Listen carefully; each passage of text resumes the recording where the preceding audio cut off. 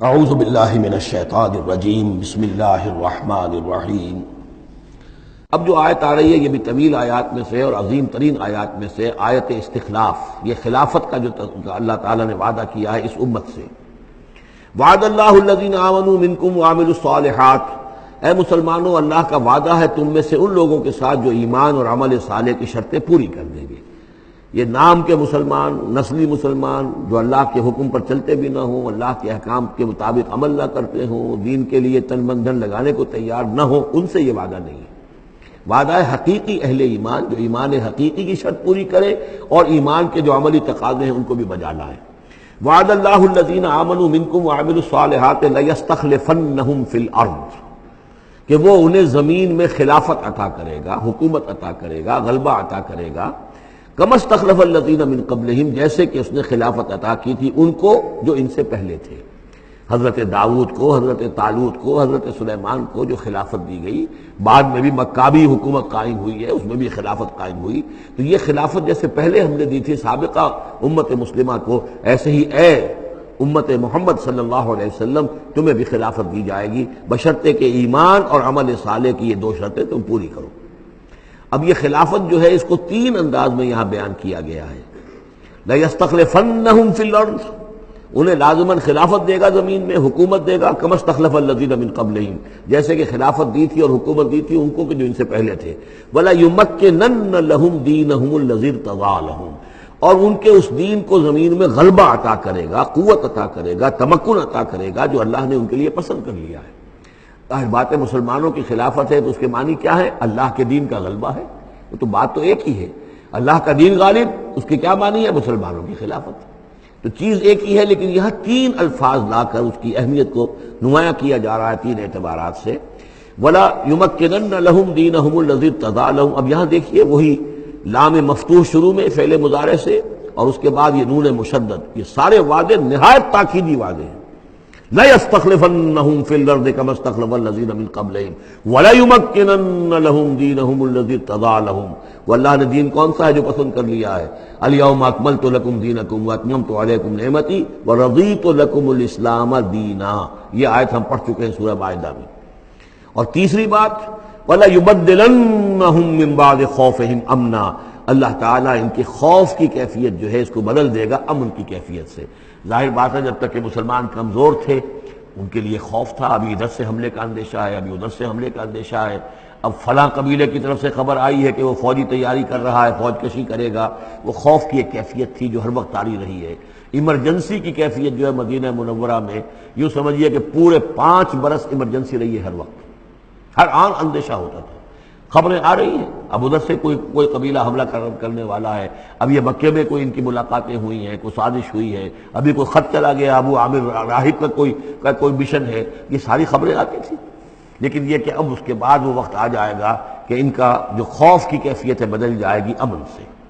یعبدوننی لا یشرکون be شیئا، میں یہاں اس کو سمجھتا ہوں مستقبل سے متعلق، جب ایسا ہو جائے گا تو پھر وہ میری بندگی کریں گے کہ اس میں کسی شے کی شرک جو ہے گوارا نہیں کریں گے۔ جب تک اللہ کی حکومت نہیں ہے تو ظاہر بات ہے کچھ نہ کچھ شرک تو ہو ہی رہا ہے۔ اب ہم یہاں رہ رہے ہیں، پاکستان میں رہ رہے ہیں، اللہ کا دین تو قائم نہیں ہے، قانون کس کا ہے؟ اللہ کا تو نہیں ہے۔ تو گویا کہ ہم قومی اعتبار سے، اجتماعی اعتبار سے کفر اور شرک میں زندگی بسر کر رہے ہیں۔ ہاں ہمارا اپنا کوئی عقیدہ فرض کیجئے ہے بھی ٹھیک، بالکل مشرکانہ اوہام سے ہم نے اپنے آپ کو پاک کر لیا ہے اور توحید فی العقیدہ ہماری بالکل صحیح ہے، لیکن سوال یہ کہ ہم اس ملک کے شہری ہیں، اس ملک کا دستور ہے، اس ملک کے اندر جو ہے اللہ کی حکومت اور اللہ کے قانون کی بالادستی نہیں ہے، تو اس کے کیا معنی؟ ہم بھی اس کے شہری ہونے کی حیثیت سے اس میں ملوث ہیں۔ تو یہ ہے کہ یہ توحید کامل اس وقت ہوگی جب یکون الدین کلہ للہ، جب دین کل کا کل اللہ کے لیے ہو جائے گا۔ عملاً توحید کی تکمیل اس وقت ہوگی۔ یعبدوننی، میری بندگی کریں گے، لا یشرکون بی شیئا، اور میرے ساتھ کسی شے کو شریک نہیں کریں گے۔ ومن کفر بعد ذلک فاولئک هم الفاسقون، اور جو اس کے بعد بھی کفر کریں تو پھر وہ تو فاسق ہیں، ناہنجار ہیں، سرکش ہیں۔ اس کے بھی دو معنی ہو سکتے ہیں، جب دین کا غلبہ ہو گیا پھر بھی جو کفر کرے وہ تو معلوم ہوا کہ اس کے اندر خیر سرے سے ہے ہی نہیں۔ ایک یہ ہے کہ باطل کا غلبہ ہے، باطل کے غلبے میں کسی بندہ مومن کے لیے ایمان لانا مشکل ہے، ایمان پر قائم رہنا مشکل ہے، اسلام پر عمل کرنا مشکل ہے۔ لیکن جب دین غالب ہو گیا ہو تو اب تو ظاہر بات ہے کہ اب تو ساری رکاوٹیں دور ہو گئی.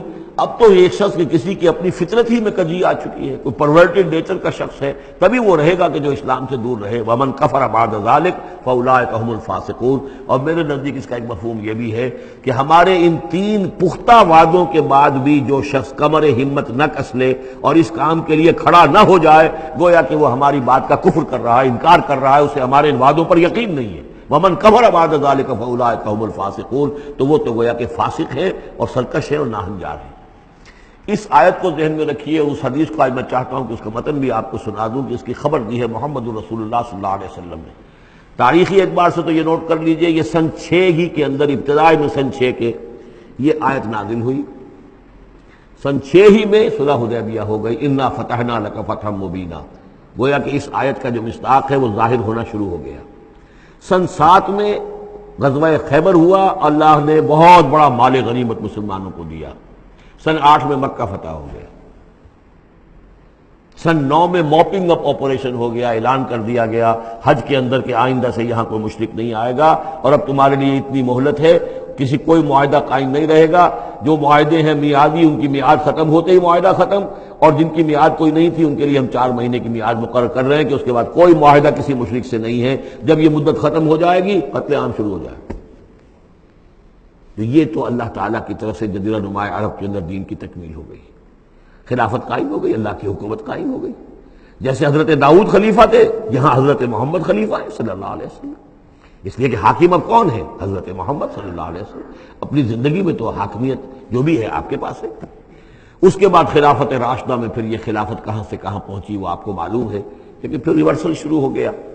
لیکن وہ حدیث میں آپ کو سنا رہا ہوں حضرت نعمان بن بشیر سے مروی ہے رضی اللہ تعالی عنہ, اور مسند احمد بن حنبل میں یہ روایت ہے کہ حضور نے یہ فرمایا صلی اللہ علیہ وسلم, تکون النبوۃ فیکم ما شاء اللہ ان تکون. مسلمانوں تمہارے مابین نبوت موجود رہے گی جب تک اللہ چاہے گا کہ رہے, یعنی میں موجود رہوں گا بنفس نفیس تمہارے مابین جب تک اللہ چاہے گا. ثم یرفع اللہ اذا شاء یرفعها. پھر اللہ تعالیٰ اس کو اٹھا لے گا جب چاہے گا, نبوت کو اٹھا لے گا, یعنی میرا انتقال ہو جائے گا تو ایک دور جو ہے وہ ختم ہو جائے گا. فرمایا ثم تکون خلافۃ علی منہاج النبوۃ. پھر خلافت ہوگی نبوت کے نقش قدم پر, نبوت ہی کے طریقے پر, ٹھیک وہی نظام جو محمد عربی صلی اللہ علیہ وسلم نے قائم کیا تھا, بین ہی ایک بال کے فرق کے بغیر وہ نظام جو کا تو قائم رہے گا. خلافت علی منہاج النبوۃ. فتکون ما شاء اللہ وان تکون, یہ بھی رہے گا جب تک اللہ چاہے گا یہ دور. ثم یرفع اللہ اذا شاء یرفع. پھر اس دور کو بھی اللہ اٹھا لے گا جب اللہ چاہے گا. ثم تکون ملکا عاضا. پھر ملوکیت کا دور آئے گا, اور وہ کاٹ کھانے والی ملوکیت ہوگی, کاٹ کھانے والی ملوکیت, ظالم ملوکیت. اور یہ بھی رہے گا جب تک اللہ چاہے گا, پھر اللہ اس کو بھی اٹھا لے گا. پھر چوتھا دور آئے گا ثم تکون ملکا جبریا. پھر غلامی کی ملوکیت ہوگی, یعنی یہ دور جو ہمارا گزرا ہے کولونیل دور. پہلے یہ کہ ملوک تھے, بادشاہ تھے, چاہے وہ بنو عباس میں تھے یا بنو امیہ میں سے تھے, یا یہ کہ ترک تھے.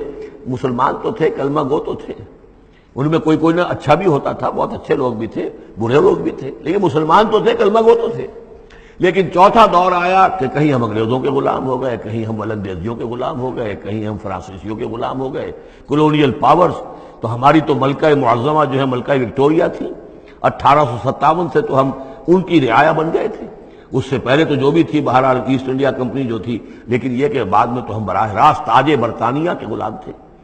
یہ چوتھا دور ہے جو تقریباً یوں سمجھیے کہ ابھی نصف میں پہنچا ہے, اس اعتبار سے کہ اگرچہ براہ راست وہ جو حکومتوں کا جو ہے جو یہاں پر تھا, جو بساط بچھی ہوئی تھی وہ لپیٹ دی گئی ہے, لیکن ابھی مالیاتی اعتبار سے ریموٹ کنٹرول سے وہی قوتیں ہیں کہ جو آج بھی کنٹرول کر رہی ہیں ہمیں. یہ ریموٹ کنٹرول ہے. ابھی یہ چوتھا دور ختم نہیں ہوا ہے. پہلے یہ براہ راست آکوپیشن اور اپنی حکومتیں, اپنی فوجیں لا کر. اب یہ ہے کہ اس کے بغیر بائی پراکسی, چاہے ہمارے ہی آدمی بیٹھے ہوئے ہیں, لیکن اصل میں سارا جو ہے یہ مالیاتی جو ہے استعمار ہے, ایک نیا عالمی استعمار ہے. لیکن یہ استعمار جو ہے اس طرح کا کولونیل رول نہیں ہے کہ انگریز موجود ہیں, ان کی فوج موجود ہے, یا فرانسیسی فوج موجود ہے, یا اطالوی فوج موجود ہے, بلکہ یہ تو IMF اور ورلڈ بینک کا نظام ہے اس کے تحت, اور ملٹی نیشنل کمپنیوں کی. لیکن جو چوتھی جو خوشخبری کی بات ہے وہ یہ ہے کہ حضور نے فرمایا بالآخر یہ چوتھا دور بھی ختم ہو جائے گا. اور خوشخبری یہ ہے کہ ثم تکون خلافۃ علی منہاج النبوہ، پھر دور آئے گا خلافت علی منہاج النبوہ کا۔ ثم سکت رسول اللہ صلی اللہ، اس کے بعد حضور خاموش رہے، اس لیے کہ اس کے بعد پھر دنیا کے خاتمے کا معاملہ ہے۔ وہ خاتمے کے بارے میں عرض کر چکا ہوں، ایک طویل عرصے تک تو پوری دنیا میں وہ خلافت علی منہاج النبوہ رہے گی، گلوبل، اس لیے کہ حضور نے یہ بتا دیا ہے کہ اب جب یہ خلافت علی منہاج النبوت کا نظام آئے گا تو کل روئے ارضی پر ہوگا۔ مسلم شریف میں روایت ہے، یہ حضرت ثوبان حضور کے ایک آزاد شدہ غلام تھے، جیسے کہ حضرت زید بن حارثہ بھی حضور کے غلام تھے، آپ نے آزاد کر دیا تھا، اسی طرح حضرت ثوبان بھی ہے، مولا، ان ثوبان مولا رسول اللہ صلی اللہ علیہ وسلم۔ اس میں روایت کیا ہے، حضور نے فرمایا ان اللہ زوالی الارض، اللہ نے میرے لیے ساری زمین کو لپیٹ دیا یا سکیڑ دیا، فرائے تو مشارقہا و مغاربہا، تو میں نے سارے مشرق دیکھ لیے زمین کے، سارے مغرب دیکھ لیے، وَإِنَّ أُمَّتِي سَيَبْلُغُ مُلْكُهَا مَا زُوِيَ لِي مِنْهَا، اور میری امت کی حکومت ان تمام علاقوں پر قائم ہو کر رہے گی جو اس طرح زمین کو سکیڑ کر یا لپیٹ کر مجھے دکھا دیے گئے۔ اور یہ روایت صحیح مسلم کی ہے۔ اسی طرح کی ایک اور حدیث ہے حضرت مقداد بن الاسود سے رضی اللہ تعالی عنہ کہ اس روئے ارضی پر کوئی گھر اور کوئی خیمہ نہیں بچے گا، یعنی سیٹل جو علاقے ہیں جہاں گھر ہیں، شہر ہیں، گھر بنے ہوئے ہیں، مکان بنے ہوئے ہیں، یا نومیڈک ٹرائبز جہاں بھی ہیں کہ وہ اپنے خیمے لے کے ادھر سے ادھر جاتے رہتے ہیں، نہ کوئی گھر بچے گا نہ خیمہ جس میں اللہ کا دین داخل نہ ہو جائے۔ بعز عزیز اور ذل ذلیل، یا تو یہ کہ گھر اور خیمے والا اسلام قبول کرے گا، اسلام اس کے گھر میں داخل ہوگا، اس کا بھی اعزاز ہوگا، اور یا وہ گھر والا اسلام قبول نہیں کرے گا لیکن اسلام کی بالادستی جو ہے تسلیم کرنی پڑے گی۔ یؤت الجزیۃ عن ید وہم صاغرون، یہ جو ہم پڑھ آئے ہیں سورہ توبہ کے اندر، تو گویا کہ اس کے گھر میں بھی اسلام تو آ گیا لیکن وہ بدبخت جو ہے اسلام کی نعمت سے اور اس کے اعزاز سے محروم رہا۔ یہ ہے وہ خبر کہ جو ہے صحیح احادیث ہیں، اور یہ منطقی طور پر بھی سمجھ لیجئے کہ قرآن مجید میں یہ بات واضح کر دی گئی کہ حضور کو بھیجا گیا غلبہ دین کے لیے، 3 دفعہ فرمایا۔ سورہ توبہ میں ہم پڑھ چکے ہیں، 2 مرتبہ آگے اور آنا ہے، هو الذی ارسل رسولہ بالہدی ودین الحق لیظہرہ علی الدین کلہ، اور 5 مرتبہ فرمایا کہ حضور کو بھیجا گیا پوری نوع انسانی کے لیے۔ اس کی سب سے نمایاں اور سب سے جو لوگوں کے اندر عام طور پر معروف آیت ہے وہ یہ ہے وما ارسلناک الا کافۃ للناس بشیرا ونذیرا، ویسے ہم پڑھ آئے سورہ انبیاء میں وما ارسلناک الا رحمۃ للعالمین، اس کا بھی مفہوم یہی ہے، تمام جہان والوں کے لیے ہم نے بھیجا ہے آپ کو رحمت بنا کر، اور ہم نے نہیں بھیجا ہے محمد آپ کو مگر پوری دنیا کے لیے، پوری نوع انسانی کے لیے بشیر اور نذیر بنا کر۔ ان دونوں کو جوڑیں تو اس کا منطقی نتیجہ بھی یہ ہے کہ حضور کی بعثت کا مقصد مکمل ہوگا ہی اس وقت جبکہ کل عالم انسانیت پر دین حق غالب ہو جائے، اور یہ ہو کر رہنا ہے۔ ومن کفر بعد ذلك فاولئک هم الفاسقون واقیموا الصلاة وآتوا الزکاۃ، اور نماز قائم کرو اور زکوٰۃ ادا کرو، واطیعوا الرسول لعلکم ترحمون، رسول کی اطاعت کرو تاکہ تم پر رحم کیا جائے۔ چونکہ روئے سخن منافقین کی طرف ہے، اور میں نے آپ کو بتایا تھا ان پر جو شاخ گزر رہی تھی وہ در حقیقت رسول کی اطاعت تھی۔ بار بار کہتے تھے یہ اپنے جی سے بات کہہ دیتے ہیں، آیت تو ابھی اتری نہیں، ابھی کوئی آیت تو آئی نہیں، قرآن میں تو ابھی یہ حکم آیا نہیں، یہ معاملہ جو ہے ان کو شاخ گزر رہا تھا حضور کی اطاعت۔ وَأَقِيمُوا الصَّلَاةَ وَآتُوا الزَّكَاةَ، اور نماز قائم کرو اور زکوٰۃ ادا کرو، وَأَطِيعُوا الرَّسُولَ لَعَلَّكُمْ تُرْحَمُونَ، اور اللہ رسول کی اطاعت کرو تاکہ تم پر رحم کیا جائے۔ لَا تَحْسَبَنَّ الَّذِينَ كَفَرُوا مُعْجِزِينَ فِي الْأَرْضِ، یہ کافر یہ نہ سمجھیں کہ وہ اللہ کو تھکا دیں گے یا ہرا دیں گے اس زمین میں، وَمَأْوَاهُمُ النَّارُ، ان کا ٹھکانہ آگ ہے، وَلَبِئْسَ الْمَصِيرُ، اور بہت برا ٹھکانہ ہے۔ صدق اللہ العظیم۔